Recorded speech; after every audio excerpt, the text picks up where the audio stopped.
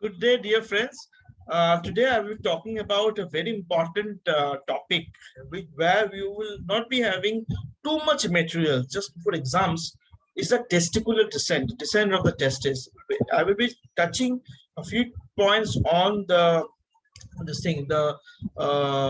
embryology of the testis, the basis of testicular descent, what is cryptorchidism, and what is the treatment of cryptorchidism in brief. This is basically an exam reckoner. So if you have not subscribed to my channel, please hit the like button and subscribe to my channel and share it with your friends because it's very important.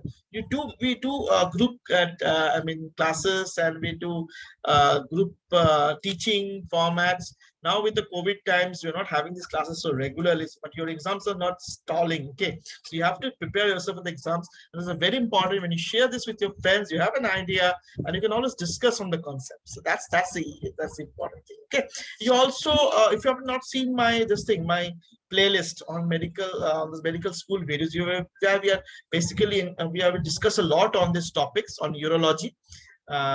Just go to the playlist. I've pasted somewhere in the I button. See, I'm not media tech, so I won't be able to tell you exactly where it is, at what second it has come. Okay, now all these things, let me share the screen for you. Right, you are. Okay, my dear friends. So this is a beautiful fruits, vegetables for you. This is nothing but a testicular descent. This is the nearest, you can say, the thumbnail I was able to find for this presentation. So the agendas of today's session is we will be discussing where does the testis develop, what is the processus vaginalis, the chronology of the testicular descent. That is the most important thing actually. What is the tail? What are the tails of Lockwood? What are the factors preventing the descent of the testis? What are the problems with the undescended testis? And finally, what is cryptorchidism and what is the treatment of cryptorchidism or the orchidopexy versus orchidectomy? Now, this is your slide will show you everything about what is the testicular descent in short. So, as we know, the testis develops at around you can say second week, 4 to 6 weeks. It comes down to the lumbar area. This is 2 to 3 months. It comes down to the pelvic area, the pelvis at 4th month. It resides the deep inguinal ring for 5 to 6 months. Then traverses to the inguinal canal and comes to the level of the superficial inguinal ring at 8th month. So it becomes normal scrotal position at 9th month. That's the importance of testicular descent. Now, the anatomy of the testicular descent. This is very important. And you can see this is a busy slide. And before I go to busy slide, let me make it more simple.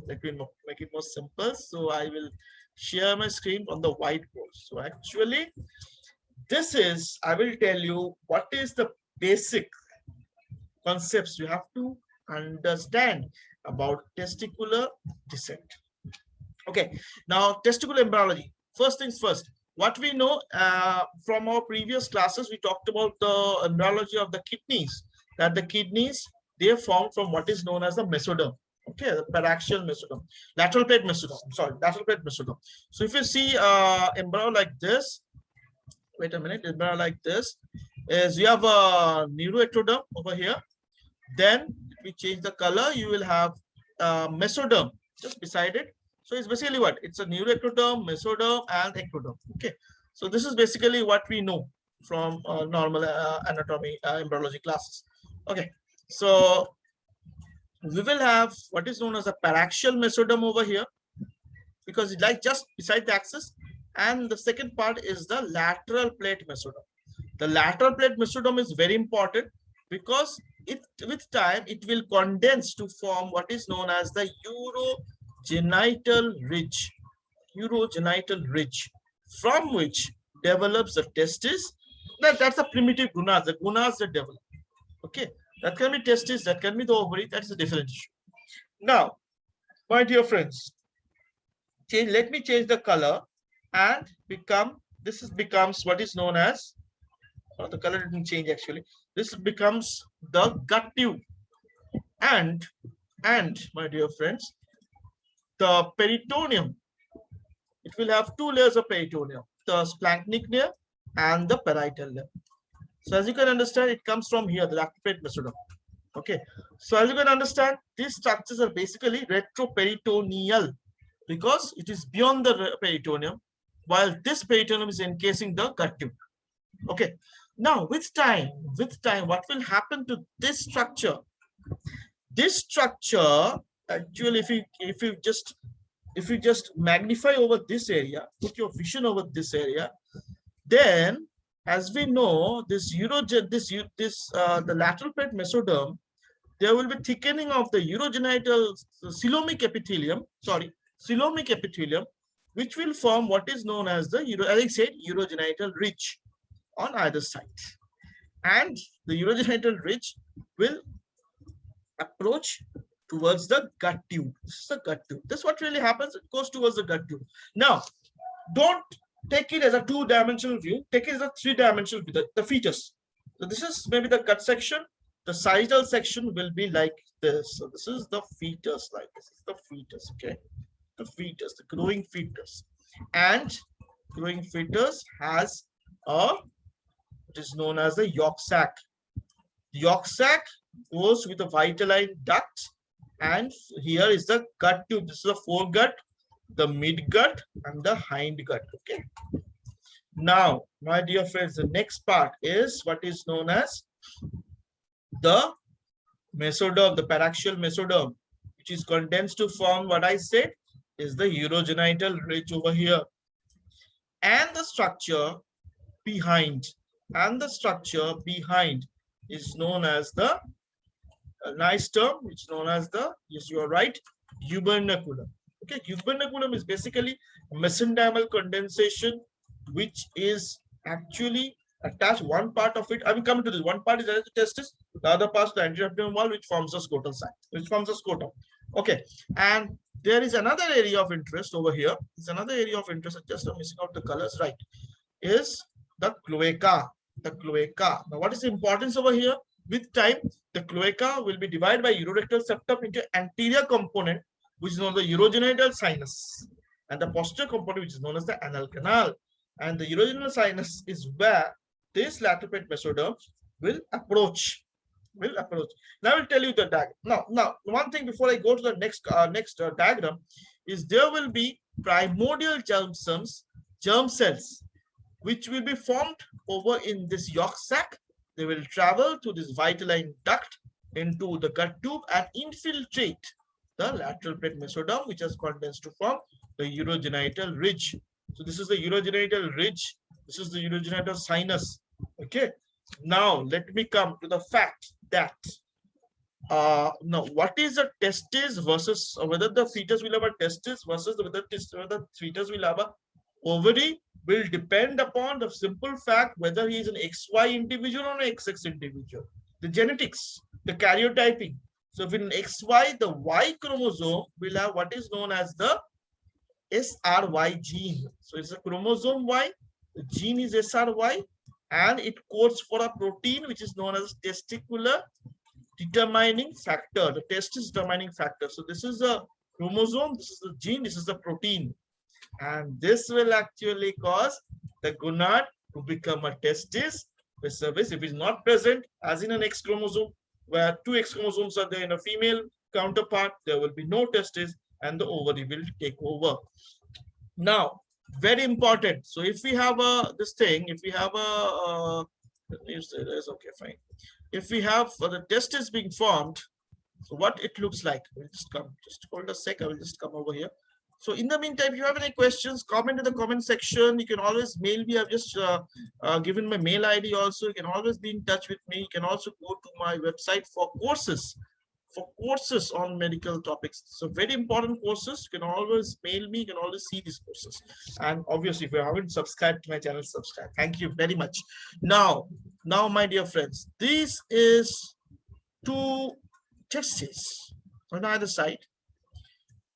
Now, what will this form? What will this urogenital ridge form? The urogenital form the gonads, which is the testis in this case, because SRYG, because of TDF, it will form some tubules. These are known as the mesonephric tubules because we are dealing with the male form. You will have a duct known as the mesonephric duct. on either side. Where will this mesonephric duct go? Yes, you are right in the sense that it will go to urogenital sinus. So it was urogenital rich components. This is the urogenital sinus. Now, part of it will form the epididymis. The part of it form the vas. The part of it forms the seminal vesicles. The part of it forms the common ejaculatory duct. Okay, understand? Now there will be another structure which is known as the paramesonephric duct. Okay, there are two ducts, paramesonephric duct. Okay, because it is para to the or it is beside the mesonephric duct.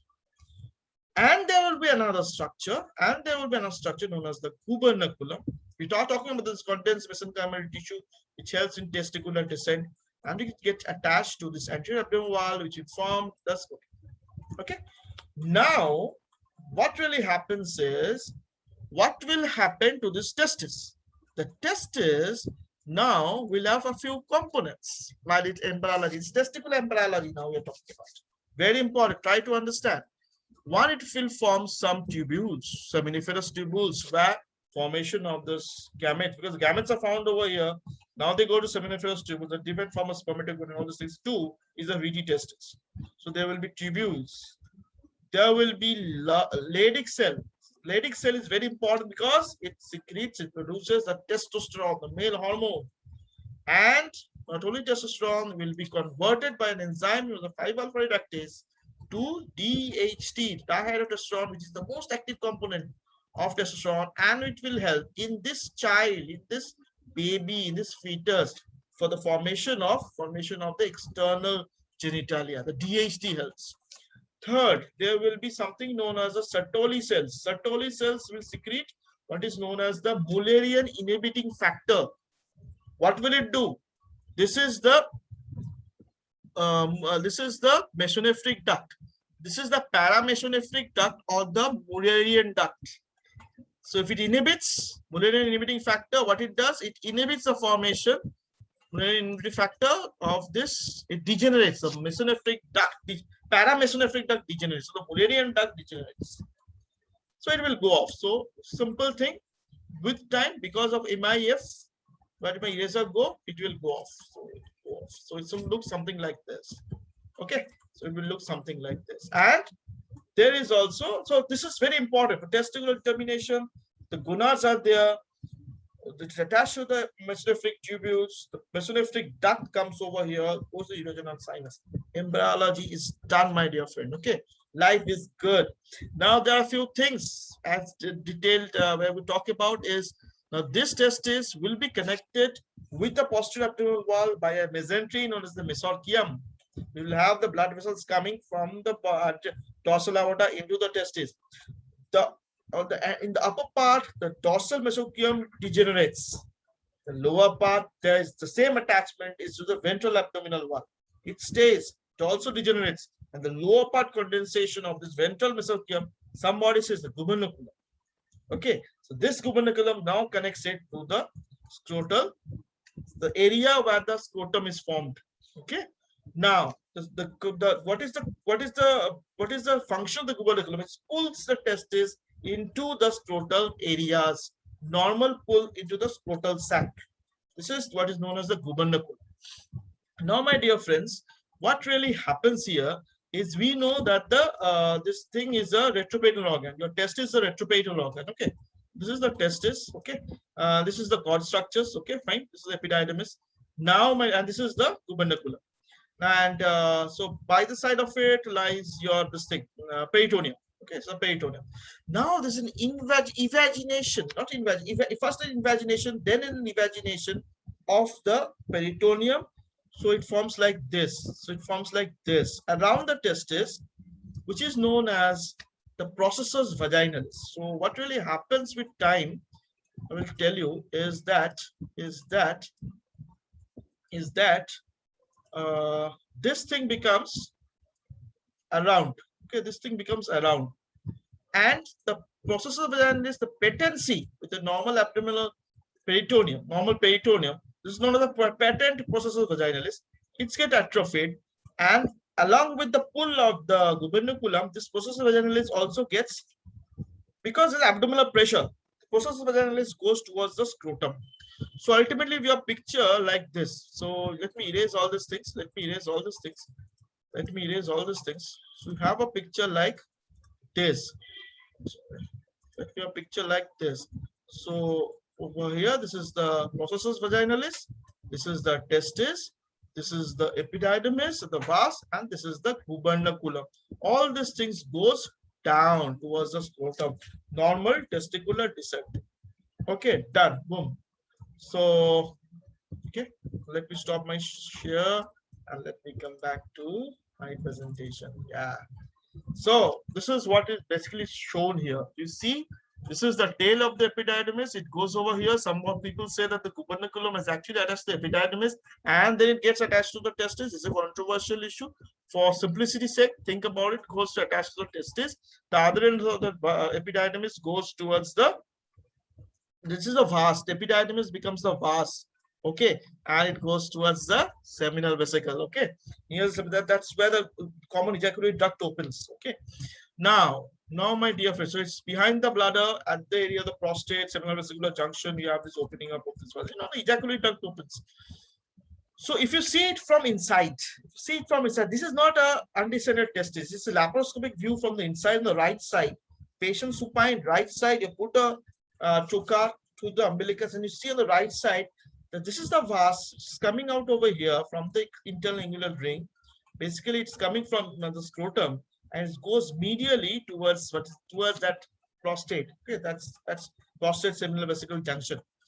This is a testicular artery. It's coming from here. It's coming from the renal because I'm sorry, it's from the abdominal aorta. It is near the renal artery, and it's going towards this thing.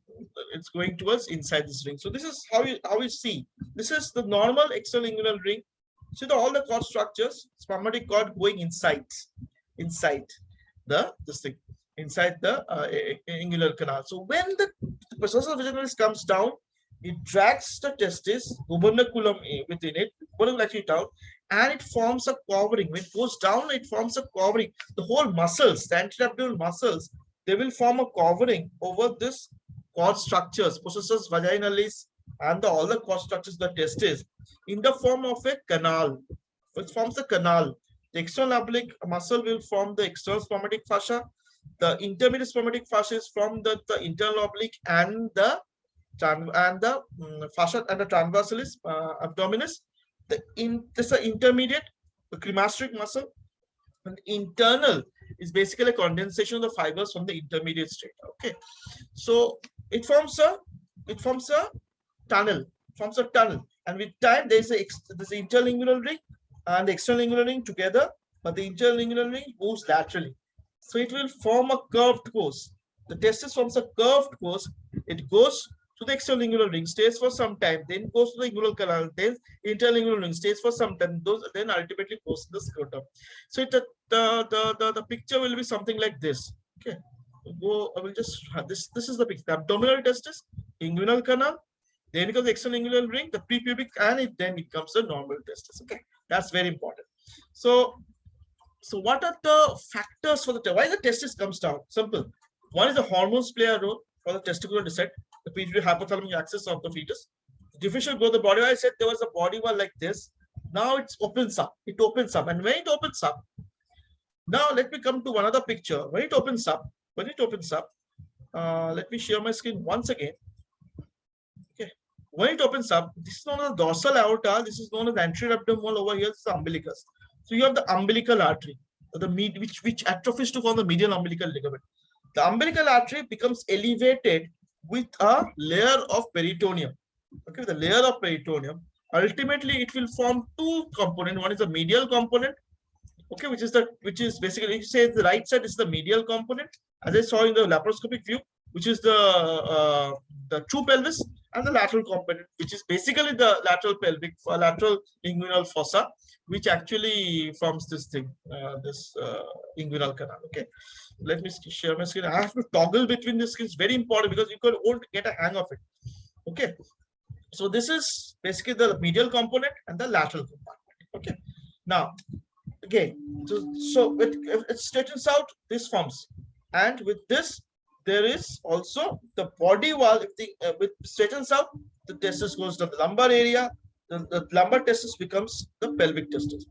Gubernaculum, I said, it pulls the testis down. Most of the parts gubernaculum is atrophied. I will tell you only one part that of the gubernaculum actually stays in the adult period is known as is known as a scrotal ligament. So when you're doing a hydrocele surgery, or when you're doing not a hydrocele surgery, you're doing orchidectomy, you have to pull the testis from the skin, the lower part, then you have to incise the adhesions, or else a part of the skin will be burnt if you use diathermy, or if they will buttonhole. That's a scrotal ligament. This is the atrophied part of the gubernaculum. Temperature mismatch, because the testis, like us Indians, wants to stay in a cool environment. And my dear friend, that temperature of the scrotal sac is 2 to 4 degrees centigrade lesser than the interabdominal cavity. That's why the temperature pulls, lower temperature, the benefits of lower temperature pulls. It's actually a refrigerator. The scrotal sac is actually refrigerators. Now, the epididymal, I said there's some epididymal factors, because I said the gubernaculum was previously postulated, still postulated, that it's attached to the epididymis, and the epididymis then connects to the testis. There may be some mismatch of the epididymis connection that can prevent testicular descent. Now, what are the theories regarding, I said, intra-abdominal pressure is also important, and the genitofemoral nerve, they have done. Now, should I say the genitofemoral nerves elaborates this CGRPs and INLs. This is non-androgen insulin-like growth factor 3. So they have done experiments in rodents where you don't expect it in fetus. Okay, they excise this genitofemoral, and they saw that the rodents had undescended testis. Now, mechanical factors we have talked about. It's very important. Is the propulsive force of developing cremasteric muscle is very strong in babies, in newborns. Okay. So that's why we have a very strong cremasteric reflex. Okay, strong cremasteric reflex. Now, what are the factors preventing testicular descent? The short testicular vessels, short vas, short gubernaculum, hormonal insensitivity. So these are all been discussed in the previous slides. Defects in the formation of testes because the hormonal system is lost, the DHT is lost, or the MIF is lost, and the adhesion of testes is possible. As I said, if the mesochium, the upper part of the mesochium, which is attached to the posterior abdominal wall, doesn't degenerate, then the ventral mesochium also stays. Stays or doesn't matter. How much strong is the gubernaculum doesn't matter. But the mesochium on the upper part of the testis, when it has the level of the lumbar region, it is not atrophied. Then it will not allow the testis to come down. So there will not descend of the testis. Okay. Maldescended of the testis. Now this is very important. What is known as a cryptorchidism? Or the undescended testis, the hidden testis. Okay, it's called a maldescended testis. Now, it can be undescended in 35, retractile in 60, and ectopic in 3. Okay, just excuse me a second. Ascending in less than 2%. This is what is known as cryptorchid testis. Cryptorchid testis, normally we mean undescended testis. Okay. Now, very important is the definition. These are definition. You know what is the normal scrotal position, what is the undescended testis, what is the vanishing testis. Testis will be there in the intra-abdomen and then goes off. It's totally lost, atrophied. It's called a vanishing testis. You do a diagnostic laparoscopy, see the test. There's no testis. The blind ending vas. There's no vessel. This means the vanishing testis. You close the abdomen and come out. Okay. Now, mainly it can be the DDs are mainly 3. It can be an undescended testis, or it can be ectopic testis, or it can be retractile testis. For this, we have to come to this thing. What are the tails of the lockwood or the ectopic locations? You can understand this is the gubernaculum strand. There are some accessory strands may be present, but they are mostly atrophied. And these strands attach the testis to fascial artery of the femoral triangle, pubic tubercle, perineum, anterior abdominal wall, superficial ring, femoral ring, pubic bone, perineum. If any of these tails of lockwood is stronger than the normal gubernaculum, the testis will be whacked into that abnormal position, away from the normal descent path. Okay, so it looks like this. This is the normal descended part, normal descent of the testis. This is the normal pathway of the testicular descent. These are the abnormal areas. This is known as the this is the true undescended testis or undescended testis or true cryptorchidism. Cryptorchidism is this cryptorchidism, but this is the ectopic testis. Particular, this is very important thing to understand. A person can have a person or a baby can have a palpable testis. To palpate the testis, the inguinal canal, just above the inguinal canal, you can have a testis over here. Okay, superficial ectopic testis.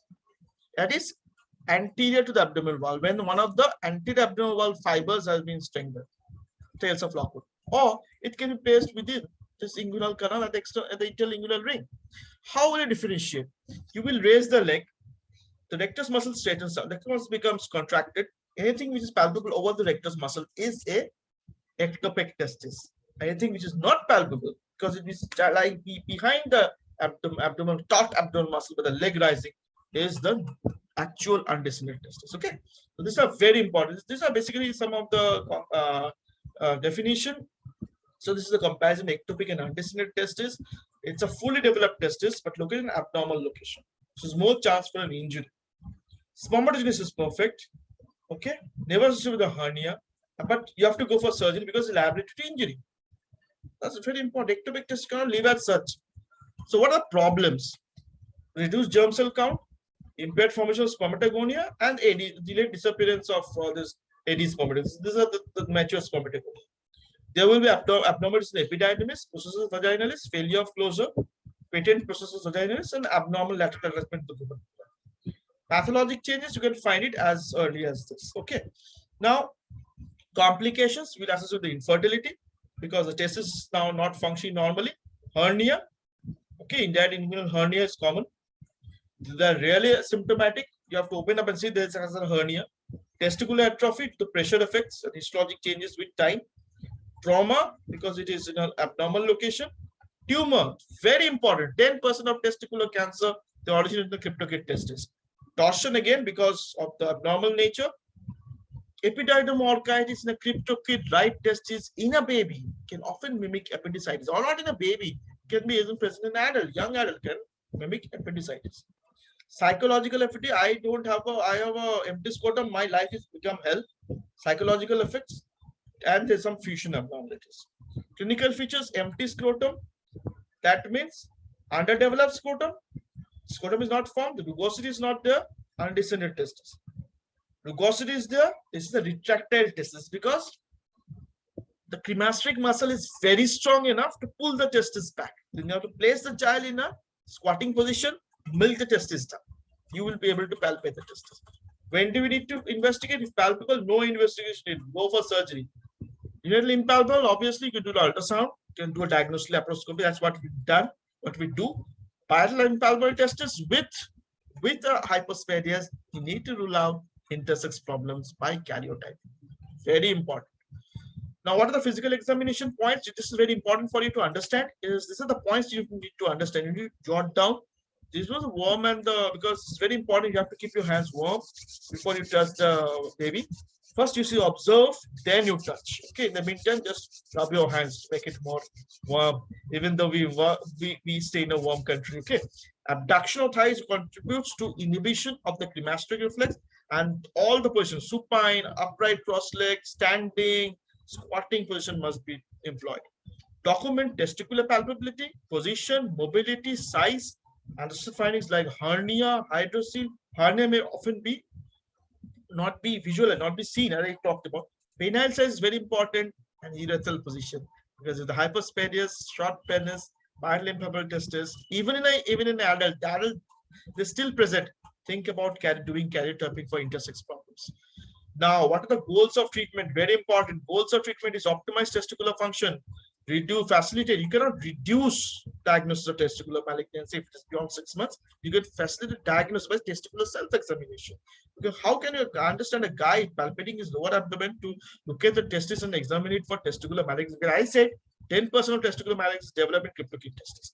Cosmetic benefits: normal looking scrotum, normally palpable testis. Always life is good, man. Like that only. Prevent complications like clinical hernia and torsion. So observation you can indicate for the first 6 months allow spontaneous descent. Beyond that, nothing happens. 99%. So you go for surgery in the 6th month age. Orchidopexy, do it at 6 months, but you have to keep an interval if you're talking about Maldescended testis and the intersex problem is not there. Now, principles: adequate exposure, do a herniatomy, mobilization of the cord is very important. Mobilization of the cord, and then do a fixation of testis, or else the secondary cryptorganism which we talked, because of the retractile testis often found because of the cremastric reflex, why you haven't fixed the testis properly, the subdartus pouch. So this is basically in short the few operative steps taken from the internet again. And this is basically you pull the testes, you umbiliculum divide, then you basically this is the cord structures. You basically take out the dissect the pattern process of vaginalis of the cord structure, slowly strip it off. Some people go right up to the external inguinal ring, some people don't do it. If your length is fine, then fine. You have to close. We have to switch off all adhesions. Actually, you have to clean all the adhesions in between this the posterior. I mean inguinal canal, because this adhesion actually make the length shorter. So you remove the adhesion, remove the process vaginalis, dissect it out, then you get a longer length. Go right up to the external inguinal ring, right up. Some people go right up to the retrobate. That is one of the procedures. Maneuvers to increase sufficient length. A canal extension incision, or else you can place it.